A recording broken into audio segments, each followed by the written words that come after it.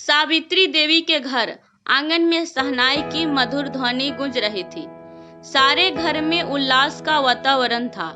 नई नवेली दुल्हन सूची और दुल्हा अभय ऐसे लग रहे थे जैसे वे एक दूसरे के लिए ही बने हों। अभय का साथ पाकर सूची प्रसन्न थी, परंतु दिन बीतने के साथ सूची को यह एहसास होने लगा था कि एक असमानता उसके व अभय के बीच है। सूची जहां एक प्रगतिशील परिवार की मेधावी लड़की थी, वहीं अभय का परंपरागत रूढ़िवादी परिवार था। यहाँ तक कि इंजीनियर होते हुए भी अभय के व्यक्तिगत में परिवार में व्यक्त अंधविश्वास की झलक सूची को स्पष्ट दिखाई देने लगी थी। सूची को याद है कि शादी के बाद पहली बार जब वह अभय के साथ बाहर घूमने जा रही थी तो बड़ी जेठानी ने उसे टोक दिया था। सूची, नई दुल्हन तब तक घर से बाहर नहीं निकलती जब तक पंडित जी शुभ मुहूर्त नहीं बताते। यह इस घर की परंपरा है। और फिर एक सरसरी निगाह सूची और अभय पर डालकर वे चली गई थी। सूची तब और दुखी हो गई जब अभय ने भी उनकी बात मानकर घूमने जाने का कार्यक्रम स्थगित कर दिया। हर रोज इसी तरह की कोई न कोई घटना होती। सूची का मन विद्रोह करने को आतुर हो उठता, परंतु नई बहू की लज्जा उसे रोक देती। हर कार्य के लिए सावित्री देवी को पंडित से सलाह लेनी जरूरी था। घर का हर सदस्य पंडित की बताई बातों को ही मानता था। इसके लिए पता नहीं कितने रुपए पंडित के घर पहुंच जाते। दिन बीतने लगे।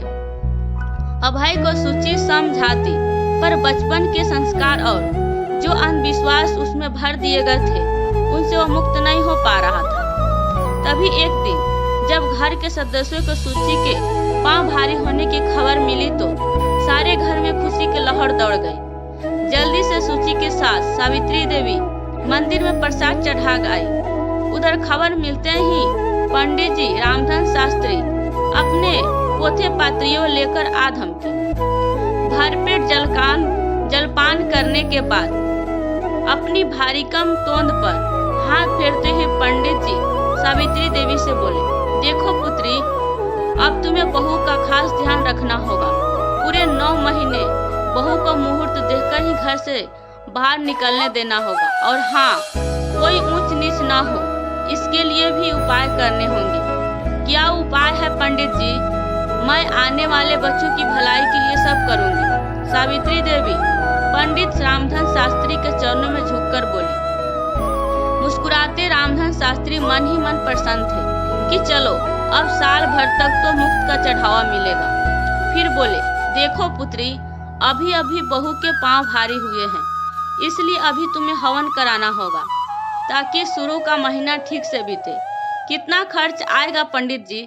सावित्री देवी ने पूछा।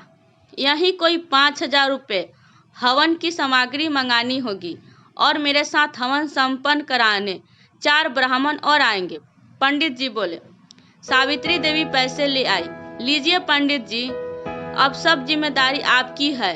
और हाँ, हवन श्री करवाइए। चिंता न करो पुत्री, सब भला होगा। अपनी पोथी उठाकर शास्त्री जी उठकर खड़े हुए। सूची यह सब देखकर दुखी हो उठी। हिम्मत करके सावित्री देवी के पास जाकर बोली, माँ जी, विज्ञान के इस युग में पंडित की बात पर विश्वास नहीं करना चाहिए। ये हवन पूजन सब अंधविश्वास है माँ जी। देखो बहू, माना तुम नहीं जवाने की हो, पर हमने भी दुनिया देखी है। एक केस धूप में सफेद नहीं हुए हैं हमारे। और हाँ, आइंदा हमारे काम में दखल नहीं देना, सावित्री देवी बोली। सूची चुप हो गई। वह समझ गई कि माँ जी उसकी समझ नहीं गी। माँ जी क्या, इस परिवार का कोई भी सदस्य नहीं समझेगा। कुछ दिन बीतने के बाद पंडित जी रामधन शास्त्री अपने साथी पंडितों के साथ हवन कराने आ पहुंचे। सावित्री देवी ने उन्हें आदर पूर्वक बैठकर उनके चरण स्पर्श किए। फिर परिवार के सभी सदस्यों ने भी उनके चरण स्पर्श किए। पंडित जी, हवन कराने से सब बाधाएं दूर हो जाएगी ना? सावित्री देवी बोली। हाँ पुत्री, सब कुशल होगा, पंडित जी बोले। सूची को भी अभय के साथ हवन में बैठना पड़ा। मैं मन ही मन इन ढोंगी पंडितों को देखकर सूची दुखी थी, पर परिवार के सभी सदस्यों के मन पर छाए अंधविश्वास ने जो चक्रव्यूह सूची के इर्द गिर्द रचा था उसे वह तोड़ नहीं पा रही थी। हवन की समाप्ति के बाद पंडित जी और उनके साथियों ने जलपान किया और दान दक्षिणा लेकर विदा ली। रात में सूची ने अभय को समझाने की कोशिश की। अभय, देखो, यह अंधविश्वास है। हवन पूजा में इतना समय और पैसा खर्च न करना गलत है। आजकल डॉक्टर की यह बात सकते हैं कि बच्चा स्वस्थ होगा या नहीं। पंडित तो सिर्फ ग्रहों के झूठे हेरफेर में फंसाकर अपनी रोजी रोटी चलाते हैं। देखो सूची, माँ और परिवार में बाकी सदस्य तुम्हारे भले के लिए सोच रहे हैं। हमारे घर में हमेशा ही पंडितों से पूछकर सारे शुभ कार्य होते हैं, इसलिए तुम चुप रहो, यही अच्छा होगा। अभय गुस्से से बोला। दिन बीतने लगे।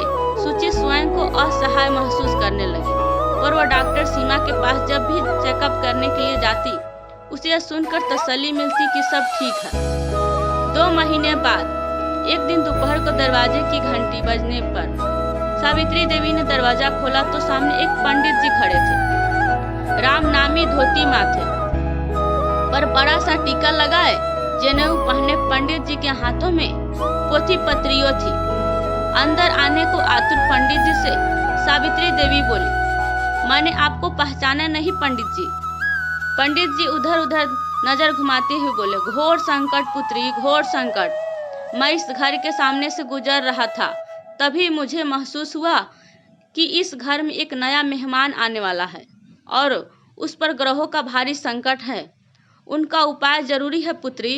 पर पंडित जी सावित्री देवी की बात बीच में ही काटकर पंडित जी बोल पड़े, कुछ न कहो पुत्री, तुमने पंडित दीनानाथ शर्मा का नाम नहीं सुना?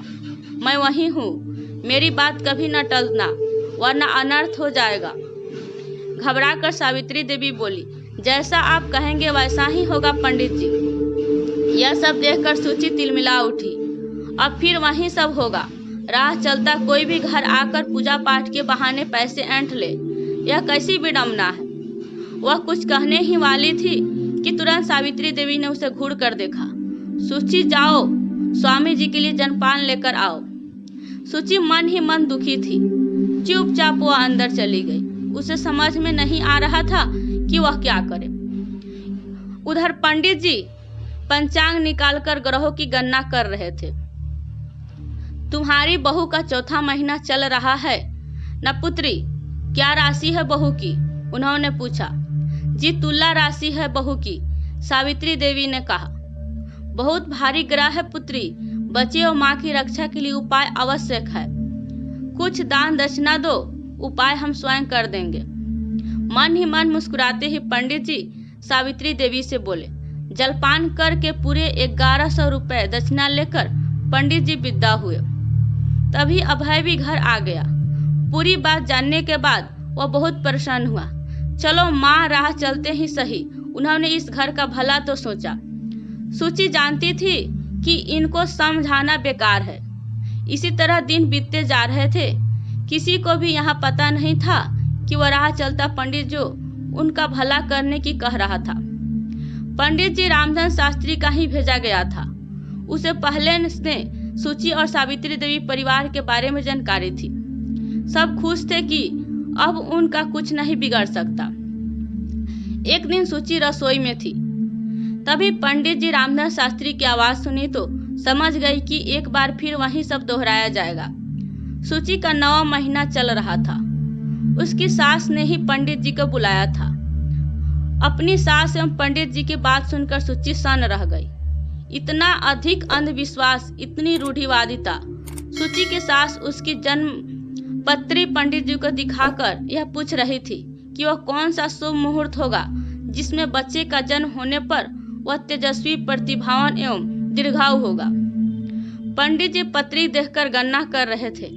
उधर सूची सकते में थी। यह सोच रही थी कि यह कैसा अंधविश्वास है, यह कैसा इंसाफ है कि प्रकृति के बनाए नियमों में भी इंसान ने अपना दखल देना शुरू कर दिया है। एक बच्चे का जन्म जो पूर्णतः प्रकृति के हाथ में है, उस पर भी ग्रह नक्षत्रों का ताना बना भून दिया गया और पढ़े लिखे व्यक्ति दिग्भ्रमित होने लगे हैं। परंतु यह सब सुनकर उसने निश्चय कर लिया था कि उसे इस अंधविश्वास का अंत करना है। इस सोच के साथ ही सूची अपनी योजना को मूर्त रूप देने के लिए तत्पर हो उठी। वह इस योजना में डॉक्टर सीमा को शामिल करना चाहती थी, क्योंकि उसके सहयोग के बिना यह संभव था। 2 दिन बाद ही सूची को डॉक्टर के यहाँ चेकअप के लिए जाना पड़ा। चेकअप के बाद उसने डॉक्टर सीमा को शुभ मुहूर्त में बच्चे का जन्म करवाने की अपनी सास की इच्छा के विषय में बताया और साथ यह भी कहा कि वह ऐसा नहीं चाहती है, इसलिए उन्हें उसकी योजना में उसका साथ देना होगा।